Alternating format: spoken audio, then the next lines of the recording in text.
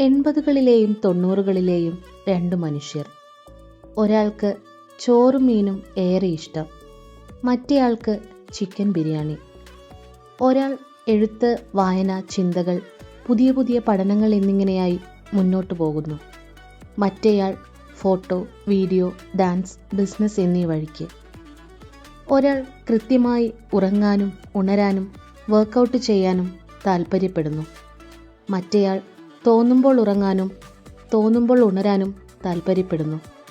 നാടകം, സിനിമ, പാചകം, ക്ലീനിങ്, പാട്ട്, ഡാൻസ്, യാത്രകൾ, വഴക്ക് എന്നീ കാര്യങ്ങളിൽ മാത്രം ഇരുവരും ഒത്തൊരുമയോടെ ജീവിക്കുന്നു.